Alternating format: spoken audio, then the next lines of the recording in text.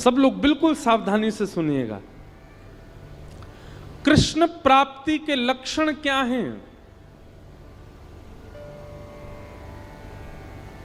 सबसे पहला, आपका हृदय प्रेम से अथाह भर गया हो। प्रेम से अथाह भर गया हो मतलब किसी सामान्य सी स्थिति को देखकर के भी आपका चित्त दया से भर जाता हो, आपके नेत्र सजल हो जाते हो, समझ जाना आपको कृष्ण मिल गए हैं।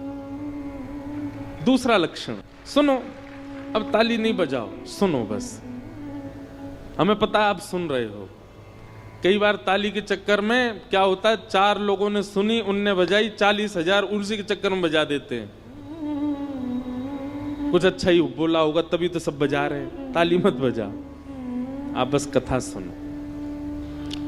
और हमको ताली की बहुत इच्छा नहीं है, बस जब कीर्तन किया करें तब बजाया करो आप। सबसे पहला लक्षण कि आपको कृष्ण प्राप्त हो गए हों तो आपके चित्त में अथाह दया हो जाएगी। अरे सामान्य सी गैया विचरण कर रही है, उस सामान्य सी गैया को विचरण करते हुए आप सोचोगे अरे बेचारी कैसे घूम रही है, ये ऐसी भावना, सहज दया प्रकट होने लग जाए, समझ जो कृष्ण मिल गए। दूसरा, आपके चित्त में विकार उत्पन्न जल्दी नहीं होते हैं, सदैव शुद्ध भाव बने रहते हैं। जैसे कई लोग होते हैं उनके चित्त में बहुत जल्दी विकार आ जाते हैं। किसी के सुंदर रूप को देख लिया तो काम प्रकट हो जाता है, किसी के अति धन को देख लिया तो लोभ प्रकट हो जाता है, किसी की व्यंजनों को देख लिया तो उसके प्रति आसक्ति प्रकट हो जाती है, कहीं पर व्यसन वस्तु देख ली तो उसके प्रति भोग दृष्टि प्रकट हो जाती। समझ रहे हैं ना बात को? पर आपकी स्थिति कैसी? आपकी जल्दी जल्दी विकार उत्पन्न नहीं होते चित्त में। कोई कितना भी रूपवान आपके सामने आ जाए पर आप उसके रूप को देख करके ये विचार नहीं करते कि ये मेरा हो जाए, आप बल्कि उसके रूप को देख के ये विचार करते हो ये इतना सुंदर है तो इसको बनाने वाले ठाकुर जी कितने सुंदर होंगे, ये इतना रूपवान है। बेचारे आदत हो गई आपकी ताली बजाने की, मारी फिर रुक गए, अरे हमको तो बजानी नहीं थी। कोई बात नहीं, पर सुनो, ये हम लक्षण बता रहे हैं। ऐसे लक्षण बहुत कम लोगों में मिलेंगे आपको, पर जिनमें मिल जाए ना समझ जाना इनको कृष्ण मिल गए हैं, इनके चित्त में कृष्ण है, इनके साथ कृष्ण है, इसीलिए इनका स्वभाव व्यवहार ऐसा ही है। तीसरा लक्षण कृष्ण प्राप्ति का क्या है? कोई आपको बोल दे ऐसे ही मजाक में, बोले क्या भोपाल में गंगा जी बह रही हैं, तो आप उस पर विचार नहीं करोगे, आप मान ही जाओगे, अच्छा आ गई होंगी, पहले तो नहीं थी अब आ गई होंगी। इतना भोलापन चित्त में आ जाएगा, आप चतुराई भूल जाओगे, आप अत्यंत सहज हो जाओगे, अत्यंत भोले हो जाओगे, समझ जाओ कृष्ण मिल गए। कोई आपको कह देगा कि आज सूर्य चंद्र एक दूसरे के गले में गलवैयां डाल करके आकाश में बैठे हैं, तो आप मान लोगे इस बात को, आप उस पर चिंतन नहीं करोगे, अच्छा होगा ऐसा, समझ जाओ कृष्ण मिल गए।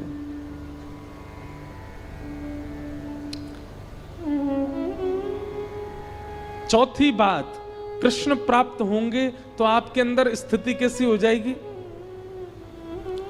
व्रत करना, नियम करना, जल्दी उठना, कथा सुनना, कीर्तन करना, साधन करना, इनको आप नियम की तरह नहीं करोगे, इनको आप सौभाग्य की तरह करोगे। ये मेरा सौभाग्य है।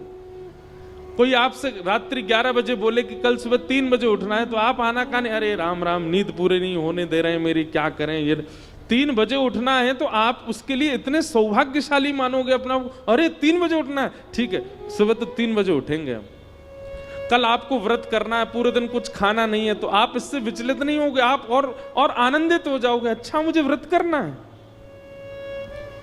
जैसे कई लोग एकादशी का नियम ले लेते हैं कि हमको एकादशी करनी है, तो जैसे एकादशी आने वाली हो 10वीं को इतना खा लेते हैं कि कल तो भूखा रहना है हमको। पर कृष्ण जिसके चित्त में आ जाते हैं ना, वो व्रत को नियम की तरह नहीं, सौभाग्य की तरह करता है, उत्सुकता की तरह करता है। जैसे बालक को कह दो कल हम तुझे मेला ले जाएंगे, तो रात भर सोता नहीं बालक, उसको इतनी एक्साइटमेंट रहती है, इतना पसंद रहता है, कल मेला में जाऊंगा। ऐसी उत्सुकता व्रत के लिए, नियम के लिए, सेवा के लिए, कथा के लिए, कीर्तन के लिए, धाम गमन के लिए उत्पन्न हो जाए, समझो कृष्ण प्राप्त हो गए। और पांचवा लक्षण, रेलवे स्टेशन हो, एयरपोर्ट हो, बस स्टैंड हो, पब्लिक प्लेस हो, मॉल हो, कहीं भी कोई तिलकधारी दिखाई दे जाए, कोई कंठी पहना हुआ दिखाई दे जाए, भले ही आप अपने ऑफिस के काम से हो, आप ऑफिशियल वेशभूषा में हो, लेकिन दिख जाए कि कोई वैष्णव सामने आ गया है, तो चित्त में अत्यंत आह्लाद, परिचय नहीं है आपका उससे, आप जानते नहीं हो उसको, लेकिन उसके वैष्णव भाव को देखकर के आप अत्यंत आनंदित हो जाओ, अत्यंत सुख में भर जाओ, और आपका मन हो कि मैं जाके इसको प्रणाम करके आऊं, समझ जाओ आपको कृष्ण मिल गए।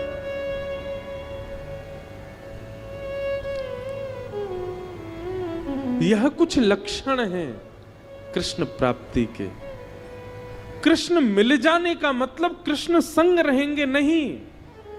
मीराबाई अकेली विचरण करती थी, पर उनके हर पद में यही है, मेरे तो गिरधर गोपाल, मीरा के प्रभु गिरधर नागर। मतलब प्रत्यक्षता में दिखते नहीं है, पर उनके स्वभाव और उनके अनुभव और उनकी क्रिया से पता चलता है कि मीराबाई के साथ कृष्ण हरदम है।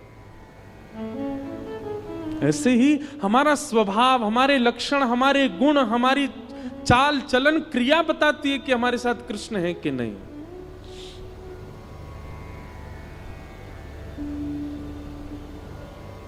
इसलिए भैया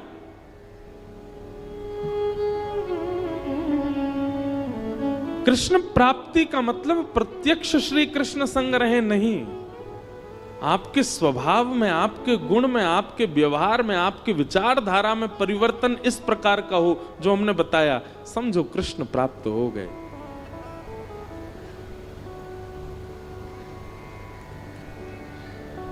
और कृष्ण प्राप्ति की प्रथम सीढ़ी क्या है? नाम जप, नाम संकीर्तन, ठाकुर जी के नाम का निरुध्यासन, स्मरण और निरंतर उसी का चिंतन, उसी से ही यह गति पकड़ेगी। पहला गेर ही है नाम जप, और उसी नाम को ही श्रीमद् भागवत में कहा गया परम सत्य, सत्यम परम धीमहि। हम ऐसे परम सत्य भगवान श्री कृष्ण के नाम को प्रणाम करते हैं, नमन करते हैं, वंदन करते हैं।